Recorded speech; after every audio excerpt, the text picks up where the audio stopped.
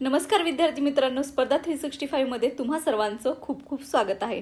बघा, आज आपण असे 50 महत्त्वाचे प्रश्न बघणार आहोत जे आपल्या मानवी शरीराशी रिलेटेड आहेत। ठीक आहे, जे आपल्या एक्झामसाठी सुद्धा अत्यंत उपयुक्त आहेत आणि जनरली तुम्हाला सुद्धा माहितीसाठी असणारे हे महत्त्वाचे 50 प्रश्न आहेत। ठीक आहे, त्यामुळे लेक्चर शेवटपर्यंत बघा। बघा, पहिला प्रश्न आहे, मानवी शरीरातील एकूण हाडांची संख्या किती असते? ठीक आहे, तर इथे त्यांनी विचारलेलं आहे की मानवी शरीरामध्ये म्हणजे प्रौढ व्यक्तीमध्ये विचारलं तर तुम्हाला काय सांगता येईल? तर 206 इतकी काय असते? तर 206 इतकी तुमच्या हाडांची संख्या असते। हे प्रौढ व्यक्तींसाठी झालं। आणि ते जर तुम्हाला नवजात बालकांसाठी, ठीक आहे, नवजात बालकांसाठी विचारलं तर ते किती असणार आहे? सुमारे बघा 300 हाडे असणार आहे। ठीक आहे, आपल्या बॉडीमध्ये जे छोटे बेबीज जे असतात त्यांच्यामध्ये किती असतात? तर जवळपास सुमारे म्हणजे अंदाजे 300 इतके हाडं असतात। आणि ते जर प्रौढ व्यक्तीमध्ये विचारलं तर त्यांचा फिक्स आकडा आहे। प्रौढ व्यक्तीमध्ये किती आहेत? तर 206। मुन्नाभाई MBBS मध्ये बघा तो डायलॉग आहे, 206 हड्डियां वगैरे म्हणतो, त्या पद्धतीने तुम्ही लक्षात ठेवू शकता आणि एक्झाम मध्ये सुद्धा विचारलेला गेलेला प्रश्न आहे। ठीक आहे, त्यानंतर बघा डायरेक्ट आपण तिसरा प्रश्न बघूयात। तिसऱ्या प्रश्नामध्ये काय विचारलेलं आहे त्यांनी? मानवी शरीरातील सर्वात मोठे हाड कोणते असं त्यांनी विचारले। सगळ्यात मोठं हाड कोणतं असणार आहे? तर फीमर, मांडीचे जे तुमचं हाड आहे त्याला आपल्या मानवी शरीरातलं सगळ्यात मोठं हाड म्हणता येईल। आणि सगळ्यात कठीण जर म्हटलं तर आपल्या जे हनवटीचा भाग असतो त्याला मॅन्डिबल म्हणतो आपण, तो सगळ्यात आपल्या मानवी शरीरातला सगळ्यात कठीण हाडांचा भाग असतो। ठीक आहे, त्यानंतर बघा चौथा प्रश्न आहे। चौथा प्रश्न काय आहे? तर मानवी शरीरातील सर्वात लहान हाड कोणते? ठीक आहे, मोठे हाड बघितले, आता सर्वात लहान हाड बघा कोणतं असतं? तर स्टेप्स। स्टेप्स म्हणजे कानामध्ये असते। ठीक आहे, स्टेप्स जे कानाच्या आतमध्ये जे हाड असतं स्टेप्स, ते मानवी शरीरातलं सर्वात लहान हाड असते। ठीक आहे, त्याच्यानंतर बघा पाचवा प्रश्न आहे, मानवी शरीरातली सर्वात मोठी ग्रंथी कोणती? आता इथे यांनी यकृत दिलेला आहे। बघा, ग्रंथी या कशा असतात? तर दोन टाईपच्या असतात। एक काय असतात? तर एक्झोक्राईन असते। आणि एक्झोक्राईन म्हणजेच आपण त्याला काय म्हणत असतो मराठीमध्ये? तर त्याला बाह्यस्रावी ग्रंथी असं म्हणत असतो। ठीक आहे, एक्झोक्राईन तुम्हाला ग्रंथी जर विचारली, ठीक आहे, एक्झोक्राईन जर ग्लँड तुम्हाला विचारली तर काय सांगता येईल तुम्हाला? लिव्हर। ठीक आहे, लिव्हर। ठीक आहे, आणि लिव्हर म्हणजे काय? आपलं यकृत। ठीक आहे, तर यकृत कुठल्या साईडला असतं? तर शरीराच्या, तर यकृत हे आपल्या राईट साईडला असतं। बघा, इथे 2-3 क्वेश्चन आपले काय झालेले आहेत? कव्हर झालेले आहेत। तर सगळ्यात मोठी एक्झोक्राईन ग्लँड म्हणजे सगळ्यात मोठी बाह्यस्रावी ग्रंथी कोणती सांगता येईल? तर तुम्हाला यकृत ही सांगता येईल। आणि यकृत कुठे असतं बॉडीमध्ये? तर राईट साईडला, बॉडीच्या राईट साईडला असतं। ठीक आहे, आपल्या बॉडीमध्ये राईट साईडला असतं। ठीक आहे, आता त्यानंतर हे झालं एक्झोक्राईन। जर तुम्हाला तेच विचारलं एंडोक्राईन ग्लँड, ठीक आहे, एंडोक्राईन ग्लँड जर विचारलं, एंडोक्राईन ग्लँड म्हणजेच काय असतं आपलं? तर अंतरस्रावी ग्रंथी। एंडोक्राईन ग्लँड कोणती सांगता येईल? तर थायरॉइड। थायरॉइड हे तुमची काय असणार आहे? सगळ्यात मोठी एंडोक्राईन ग्लँड। सगळ्यात मोठी एक्झोक्राईन ग्लँड विचारलं तर काय येईल? यकृत। सगळ्यात मोठी एंडोक्राईन ग्लँड विचारलं तर थायरॉइड हे सांगता येईल। ठीक आहे, त्यानंतर बघा सहावा प्रश्न आहे, मानवी शरीरातील सर्वात मोठा अवयव कोणता? आता बघा, त्वचा हा आपल्या मानवी शरीरातला सर्वात मोठा अवयव आहे। सर्वात मोठा अवयव का आहे? कारण आपली पूर्ण बॉडी ही त्वचेने बनलेली आहे। ठीक आहे, डोक्यापासून ते पायाच्या नखापर्यंत हे पूर्ण आपली काय असणार आहे? स्किन आहे। आणि सगळ्यात मोठा तो काय असणार आहे? अवयव असणार आहे। त्यानंतरचा प्रश्न आहे बघा, रक्ताचे मुख्य 4 गट कोणते? त्यांनी विचारलेलं आहे रक्ताचे मुख्य 4 गट कोणते? ए बी आणि ओ पॉझिटिव्ह, म्हणजे सॉरी ए बी आणि ओ। ठीक आहे, हे 4 तुमचे काय आहेत? तर रक्ताचे गट आहेत। आता यांना काय म्हणतात बघा? ABO blood system. ठीक आहे, ब्लड सिस्टीम। ठीक आहे, एबीओ ब्लड सिस्टीम। ठीक आहे, तर याचा अभ्यास कोणी केलेला आहे? तर कार्ल लँडस्टेनर। ठीक आहे, यांनी अभ्यास केलेला आहे आणि हा प्रश्न सुद्धा एक्झाम मध्ये तुम्हाला विचारला गेलेला आहे। ठीक आहे, त्यानंतर बघा, कोणत्या रक्तगटाला सर्व योग्य दाता असं म्हणतात? युनिव्हर्सल डोनर म्हणतात। ओ या रक्तगटाला काय म्हटलं जातं?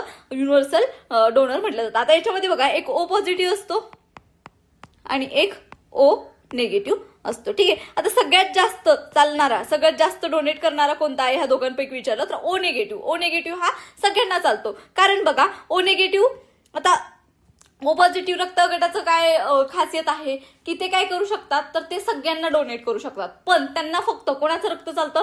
एक तर ए पॉझिटिव्ह वाल्यांचं चालेल किंवा ओ पॉझिटिव्ह वाल्यांचं चालेल किंवा ओ निगेटिव्ह वाल्यांचं चालेल। पण बघा, ओ निगेटिव्ह जो रक्तगट आहे त्यांना फक्त आणि फक्त ओ निगेटिव्हचंच रक्त चालतं. ठीक आहे. जर तुमच्या ऑप्शनमध्ये ओ पॉझिटिव्ह आणि ओ निगेटिव्ह असेल तर सगळ्यात जास्त युनिव्हर्सल डोनर तुम्हाला जर प्रेफरन्स द्यायचा असेल तर ओ निगेटिव्हला द्यायचा, कारण ओ निगेटिव्हला फक्त ओ निगेटिव्हचंच रक्त चालतं. तसं ओ पॉझिटिव्हला बघायला गेलं तर ओ पॉझिटिव्हचंही चालतं आणि ओ निगेटिव्हचंही चालतं. ठीक आहे.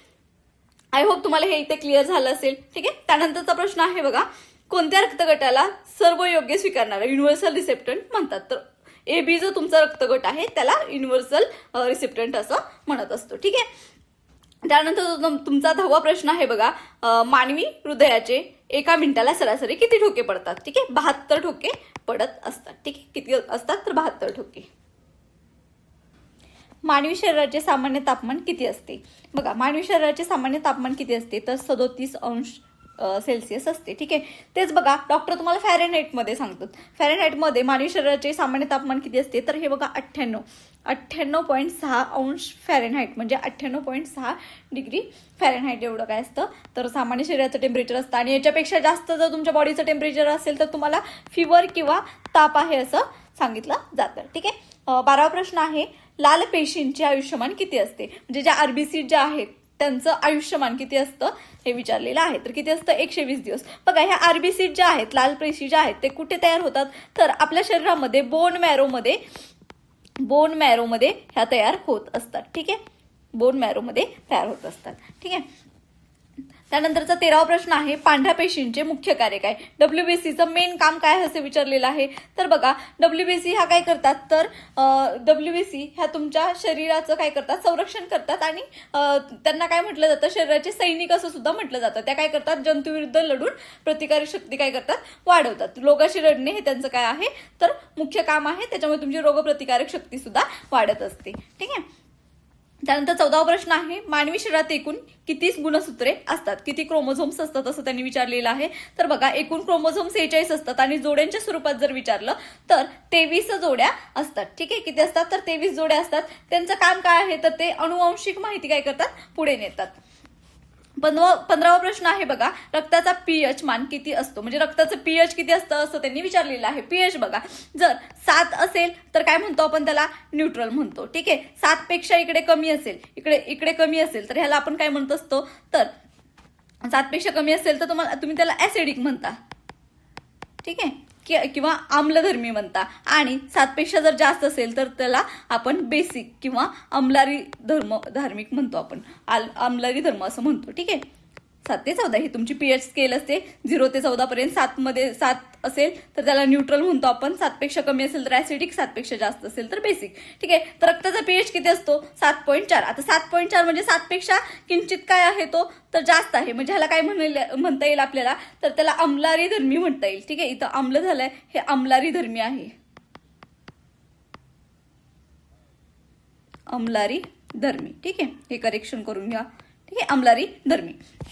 त्यानंतर बघा, 16वा प्रश्न आहे, मानवी शरीरातील रक्ताचे वजन शरीराच्या एकूण वजनाच्या किती टक्के असते? तर ते सुमारे बॉडीचं जेवढं वजन असेल त्याच्या 7 ते 8 टक्के इतके असते. ठीक आहे. 17वा प्रश्न आहे, शरीराचा कोणता भाग रक्त शुद्ध करण्याचे काम करतो? आता बघा, शरीराचे 2 भाग असे आहेत जे तुमचे रक्त शुद्धीकरणाचं काम करतात. पहिलं म्हणजे फुफ्फुसे. फुफ्फुसे कशा प्रकारे करतात? तर फुफ्फुसे हे तुमच्या रक्तामध्ये ऑक्सिजन मिसळण्याचं काम करतात, त्यामुळे रक्ताचं शुद्धीकरण होतं. आणि दुसरी गोष्ट म्हणजे किडनी. किडनीमध्ये काय होतं? जे टाकाऊ पदार्थ आहेत ते रक्तातून शोषले जातात, त्यामुळे तिथे सुद्धा रक्ताचं शुद्धीकरणाचं काम होत असतं. ठीक आहे.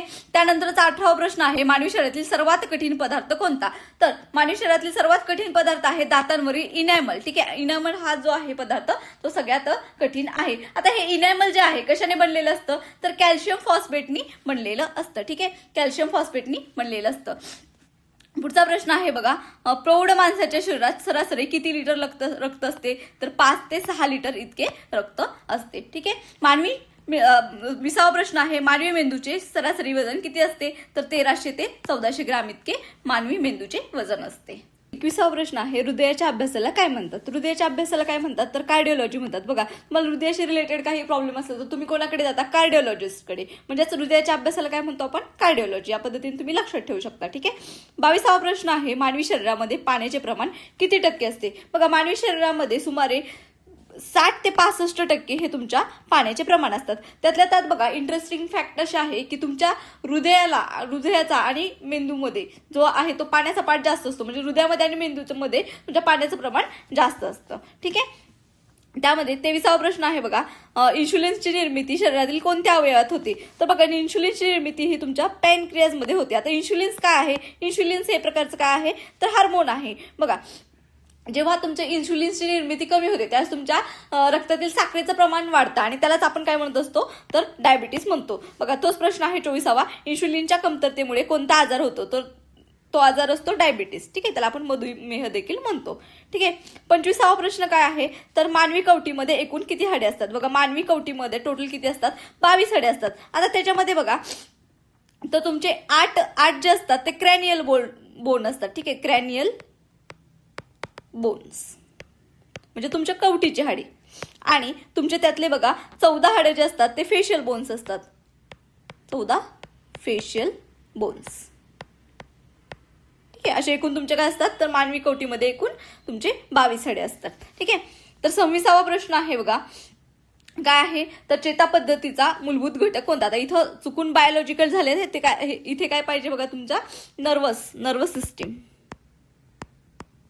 सिस्टीम मध्ये मूलभूत घटक कोणता असतो? तर तुमच्या नर्वस सिस्टीम मधला न्यूरॉन हा मूलभूत घटक असतो. ठीक आहे. न्यूरॉनचं काम काय असतं बघा, तुमच्या बॉडी करून काय करायचं तुमच्या ब्रेनकडे सिग्नल पाठवणे. ठीक आहे. त्यानंतर 27वा प्रश्न काय आहे तर मानवी शरीरात एकूण किती बरगड्या असतात? तर मानवी शरीरामध्ये तुम्हाला बरगड्या एकूण विचारल्या म्हणजेच तुमचे किती असतात 24 रिब्स असतात. ठीक आहे, 24 रिब्स असतात आणि त्याच्या जोड्या जर विचारल्या तर 12 जोड्या असतात. आता ह्या रिब्सचं काम काय असतं तर हे काय असतं एक थोडेसे केज तयार करतात आणि त्याच्यामध्ये तुमच्या हृदयाला आणि फुफ्फुसाला त्यांच्यापासून प्रोटेक्शन मिळतं. ठीक आहे. त्यानंतर 28वा प्रश्न आहे बघा, तर लाळेमध्ये कोणते पाचक एन्झाईम असते? म्हणजे कुठला एन्झाईम असतं लाळेमध्ये असं त्यांनी विचारलेलं आहे. तर त्यामध्ये टायलिन हे काय असतं तर एन्झाईम असतं. तर टायलिन जे एन्झाईम आहे तर ते काय करतं तुमचं जे डायटरी स्टार्च आहे तुमच्या बॉडीमधलं जे स्टार्च आहे त्याचं सिंपल शुगरमध्ये कन्व्हर्जन करतं. बघा स्टार्च टू सिंपल शुगर मध्ये काय करतं कन्व्हर्जन करतं. ठीक आहे. त्यानंतर आहे बघा रक्ताचा लाल रंग कशामुळे येतो? तर रक्ताचा लाल रंग हा हिमोग्लोबिन मिळतो. बघा सायन्समध्ये काय करायचं नेहमी शब्द फोडून बघायचे. आता हिम म्हणजे काय बघा, हिम म्हणजे काय असतं तुमचं तर हिम म्हणजे ब्लड. ठीक आहे, जिथे पण तुमचं हिम हा शब्द येईल हा तुमच्या रक्ताशी रिलेटेड असतो. ठीक आहे. तर हिमोग्लोबिन आता ब्लडचा कलर कसा असतो तर रेड. आता रेड कलर कशामुळे येतो तर तुमच्या हिमोग्लोबिनमध्ये कुठला धातू आढळतो आयन हा धातू आढळतो त्यामुळे रेड कलर येतो. रक्ताचा रंग कशामुळे येतो हिमोग्लोबिनमुळे. आणि रक्तामध्ये कोणता धातू आढळतो असं जर विचारलं तर लोह हे तुम्हाला उत्तर सांगता येईल. 31वा प्रश्न आहे रक्त घोटण्याच्या प्रक्रियेसाठी कोणते विटॅमिन आवश्यक असते? ठीक आहे, उत्तर काय आहे विटॅमिन के. बघा जेव्हा आपल्याला काहीतरी जखम होते त्यावेळेस आपल्या बॉडीतून रक्त बाहेर यायला लागतं आणि काही काळानंतर ते काय होतं रक्त तिथे घोटतं. ते रक्त घोटण्यासाठी कुठलं विटॅमिन आवश्यक असतं तर विटॅमिन के हे आवश्यक असतं. ठीक आहे, कोणतं विटॅमिन आवश्यक असतं तर विटॅमिन के हे आवश्यक असतं. याचं केमिकल नेम काय आहे तर फायलोक्विनॉन. ठीक आहे, फायलोक्विनॉन हे त्याचं केमिकल नेम आहे. कधी कधी एक्झाम मध्ये विचारतात. ठीक आहे. 32वा प्रश्न आहे डोळ्यांच्या आरोग्यासाठी कोणते विटॅमिन सर्वात महत्वाचे आहे? तर विटॅमिन ए हे डोळ्याच्या आरोग्यासाठी सर्वात महत्वाचे आहे. याचं सुद्धा केमिकल नेम तुम्हाला काय सांगता येईल तर रेटिनॉल. ठीक आहे. बघा त्यानंतरचा प्रश्न काय आहे बघा 33वा प्रश्न मानवी शरीरातील सर्वात मोठी धमनी कोणती? मानवी शरीरातली सर्वात मोठी धमनी म्हणजे काय तर आर्टरी. सगळ्यात मोठी आर्टरी कोणती आहे तर ॲरोटा ही सगळ्यात मोठी आर्टरी आहे. ठीक आहे. मग ही काय करते तर तुमच्या हृदयाला लेफ्ट वेंट्रिकलला काय केली जाते तर ही जोडलेली असते हृदयाच्या लेफ्ट वेंट्रिकलला. आणि हे काय करते तर तुमच्या संपूर्ण शरीराला शुद्ध रक्त पोहोचवायचं काय काम करत असते. ठीक आहे. 34वा प्रश्न आहे मानवी शरीरातील सर्वात लांब पेशी कोणती? तर सगळ्यात लांब पेशी कोणती आहे तर न्यूरॉन ही सगळ्यात लांब पेशी आहे. ठीक आहे. तर हिची लांबी 1 मीटर पर्यंत सुद्धा असू शकते. आणि याचं काम काय आहे बघा इलेक्ट्रिकल सिग्नल काय करते ही सिग्नल पोहोचवते कुठे तर ब्रेनकडे सिग्नल पोहोचवायचं काम करते. ठीक आहे. त्यानंतरचा प्रश्न आहे 35वा, हाडे आणि दातांच्या बळकटीसाठी काय आवश्यक असते? बघा, त्यांच्या हाडे आणि दातांच्या बळकटीसाठी काय आवश्यक असते? तर कॅल्शियम आणि फॉस्फरस. आपण मगाशीच बघितला इनॅमलवाला, दाताच्या इनॅमलवाला क्वेश्चन बघितला. तर ते इनॅमल कशापासून बनतं? तर कॅल्शियम फॉस्फेट पासून बनतं. आपण मगाशीच बघितलेलं आहे. तसंच बघा, आपले जे बोन्स आहेत ते 90% हाडे जे असतात ते आपली 90% हाडे ही कॅल्शियमनी बनलेली असतात. ठीक आहे. त्यानंतरचा प्रश्न बघा काय आहे, 36वा प्रश्न, मूत्रपिंडाचा म्हणजेच किडनीचा कार्यात्मक घटक कोणता? आता किडनीमधला सगळ्यात इम्पॉर्टंट पार्ट कोणता असेल? तर तो आहे नेफ्रॉन काय आहे? तर जस्ट 1 मिनिट. नेफ्रॉन हा मूत्रपिंडाचा मुख्य गाळणी घटक आहे. ठीक आहे. आणि याच्यामध्ये काय होतं? तर ह्या नेफ्रॉनमध्ये लाखो, म्हणजे एका किडनीमध्ये लाखो नेफ्रॉन असतात. ठीक आहे. ते काय करतात? रक्तातील टाकाऊ पदार्थ बाहेर काढतात. त्यानंतरचा 37वा प्रश्न आहे, अन्नाचे पूर्ण पचन मानवी शरीरातील कोणत्या अवयवात होते? तर पूर्ण जे डायजेशन आहे आपलं, आपण जे अन्न खातो ते डायजेशन कुठे होतं? तर तुमच्या स्मॉल इंटेस्टाईन म्हणजे लहान आतड्यामध्ये होतं. बघा, तेच अन्न ज्यावेळेस लार्ज इंटेस्टाईनमध्ये जातं तेव्हा तिथं फक्त काय होतं बघा, तर तुमचे जे सॉल्ट आणि वॉटर आहे, सॉल्ट अँड वॉटर जे आहे ते फक्त ऍब्झॉर्व केलं जातं. मेन अन्नाचं जे ऍब्झॉर्व करायचं काम कोण करतं? तर तुमचं स्मॉल इंटेस्टाईन करत असतं. ठीक आहे. त्यानंतर बघा तुमचा आहे 38वा प्रश्न, पित्तरस बाईल ज्यूस कुठे तयार होतो? तर तुमच्या लिव्हरमध्ये काय असतो? तर बाईल ज्यूस तयार होतो. आता याचा कलर कसा असतो? हिरव्या आणि पिवळ्या रंगाचा असतो. ठीक आहे. आता त्यानंतरचा प्रश्न आहे 39वा, तर काय विचारलेला आहे, तयार झालेला पित्तरस कुठे साठवलं जातं? तयार कुठे होतं? लिव्हरमध्ये. आता तो तयार झालेला जो बाईल ज्यूस आहे तर तो कुठे साठवला जातो? तर गॉल ब्लॅडरमध्ये साठवला जातो आणि जेवणानंतर तो तुमच्या अन्नामध्ये मिसळला जातो. ठीक आहे. त्यानंतरचा तुमचा 40वा प्रश्न आहे, मानवी हृदयाला किती कप्पे असतात? बघा, मानवी हृदयाला एकूण किती असतात? तर तुमच्या मानवी हृदयाला एकूण 4 कप्पे असतात. त्यातले बघा वरचे 2 जे कप्पे असतात, ठीक आहे, upper two or left right atria आणि lower two or left right ventricles. त्यालाच आपण मराठीमध्ये काय म्हणतो? वरचे 2 कप्पे कर्णिका असतात आणि खालचे 2 कप्पे जीवनिका असतात. 41वा प्रश्न आहे बघा, रक्तदाब मोजण्यासाठी कोणते यंत्र वापरतात? बघा, रक्तदाब मोजण्यासाठी कोणते यंत्र वापरतात? तर स्पिग्मोमॅनोमीटर हे यंत्र वापरतात.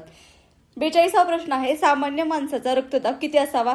120/80 mm असावा. ठीक आहे. 43वा प्रश्न आहे, शरीराचा समतोल राखण्याचे काम मेंदूचा कोणता भाग करतो? तर शरीराचा सेरिबेलम हा जो पार्ट आहे तो करतो. त्यालाच आपण लहान मेंदू म्हणत असतो. ठीक आहे. अणुमस्तिष्क, सेरिबेलम. ठीक आहे. 44वा प्रश्न आहे, मानवी शरीरातील सर्वात मोठी अंतरस्रावी म्हणजे एंडोक्राईन ग्रंथी कोणती आहे? एंडोक्राईन ग्लँड कोणती आहे? बघा, आपण मागेच बघितलेलं होतं, दोन्ही बघितलेलं आहे. एक्झोक्राईन ग्लँड कोणती आहे आणि एंडोक्राईन ग्लँड कोणती मोठी आहे हे बघितलेलं. सगळ्यात मोठी एंडोक्राईन ग्लँड विचारली तर थायरॉइड ग्लँड, आणि सगळ्यात मोठी एक्झोक्राईन ग्लँड जर विचारली तर ती तुमची सांगता येईल तुम्हाला लिव्हर. ठीक आहे.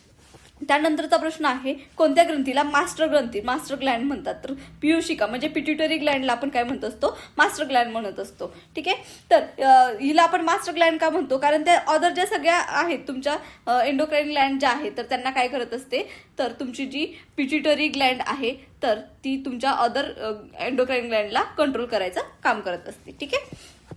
46वा प्रश्न आहे, त्वचेला काळा किंवा गोरा रंग कोणत्या रंगद्रव्यामुळे मिळतो? तर मेलेनिन. आता हे मेलेनिन रंगद्रव्य कुठे आढळतं? बघा, एक तर तुमच्या स्किनमध्ये, ठीक आहे, हेअर्समध्ये हे तुमचं मेलेनिन सापडत असतं. बघा, तुम्ही इक्विटोरियल रिजन किंवा जिथं जास्त ऊन असतं तिथं तुम्हाला काय दिसतं? लोकांचा कलर हा डार्क, म्हणजे त्यांचा कलर कसा असतो? डार्क सापडतो. डार्क कशामुळे सापडतो? हे मेलेनिन जे आहे, जिथे ऊन जास्त असतं तिथं त्या लोकांच्या शरीरामध्ये मेलेनिनचं प्रमाण जास्त वाढतं. कारण बघा, मेलेनिन हे तुमच्या UV रेज जे आहे त्याच्यापासून स्किनचं प्रोटेक्शन करायचं काम करत असतं. ठीक आहे. 47वा प्रश्न आहे, मानवी शरीरात पचनाची क्रिया कुठून सुरू होते? तर मानवी शरीरामध्ये पचनाची क्रिया कुठून सुरू होते? तर तोंडापासून. आपण मागेच बघितलेलं बघा, तोंडामध्ये आपल्या काय असतं? तर लाळेमध्ये एक एन्झाईम असतं, टायलिन नावाचं एन्झाईम असतं. ते काय करतं? तुमचं स्टार्चचं सिंपल शुगरमध्ये कन्व्हर्जन करत असतं. ठीक आहे. 48वा प्रश्न आहे, शरीराची झीज भरून काढण्यासाठी कशाची आवश्यकता असते? बघा, तुमच्या शरीराची जर झीज झाली असेल तर ती भरून काढण्यासाठी कशाची गरज असते? तर त्या स्नायू वाढीसाठी प्रथिनांची गरज असते, प्रोटीन्सची गरज असते. ठीक आहे. त्यानंतरचा 49वा प्रश्न आहे, मानवी पाठीच्या कण्यात एकूण किती मणके असतात? बघा, ज्यावेळेस माणूस जन्माला येतो त्यावेळेस काय असतात तर 33 मणके असतात. ठीक आहे, ज्यावेळेस ते छोटं नवजात बालक असतं किंवा छोटं बेबी असतं त्यावेळेस त्यांच्यामध्ये 33 मणके असतात. तेच प्रौढ व्यक्तीमध्ये खालचे मणके काय केले जातात जोडून किती राहतात तर 26 मणके राहतात. ठीक आहे, ज्यावेळेस बालक मोठे होतात किंवा प्रौढ व्यक्तीमध्ये त्यांचं रूपांतर होतं त्यावेळेस काय होतं ते खालचे जे मणके आहेत ते एकमेकांमध्ये जोडले जातात आणि ते जोडून किती राहतात तर 26 मणके राहतात. जर एकंदरीत विचारलं तर 33 मणके सांगायचं. ठीक आहे, त्यानंतर कोणत्या विटॅमिनला सनशाईन विटॅमिन म्हणतात जे सूर्याच्या प्रकाशात मिळते? सूर्याच्या प्रकाशात मिळणारं विटॅमिन कोणतं आहे तर व्हिटॅमिन डी हे आहे. ठीक आहे, आता व्हिटॅमिन डीचं केमिकल नाव काय आहे तर कॅल्सिफेरॉल. कॅल्सिफेरॉल. ठीक आहे, हे त्याचं केमिकल नेम आहे. आता बघा, ह्याच्या डेफिशियन्सीमुळे काय होतं रिकेट्स इन स्मॉल चिल्ड्रन्स, लहान मुलांमध्ये रिकेट्स हा आजार होतो. तर ऑस्टिमॅलिसिया हे तुमच्या अडल्ट्समध्ये आढळून येतो. ठीक आहे, ऑस्टिओ आता नावावरूनच कळतं. ऑस्टिओ हा शब्द जिथे पण कुठे येईल हा कोणाशी रिलेटेड असणार आहे तर तुमच्या हाडांशी रिलेटेड असणार आहे. सायन्समध्ये असे शब्द असतात, तोडून बघायचे उत्तर तुम्हाला येऊन जातं. ठीक आहे, अशा प्रकारे आपण आपल्या मानवी शरीराशी रिलेटेड जे काही रोचक फॅक्ट्स आहेत ते इथे आपण बघितलेले आहेत. ते तुमच्या एक्झामच्या दृष्टीने सुद्धा महत्त्वाचे आहेत. अशाच नवनवीन अपडेटसाठी बघा आपल्या स्पर्धा 365 चॅनलला लाईक, शेअर आणि सबस्क्राईब करा. धन्यवाद.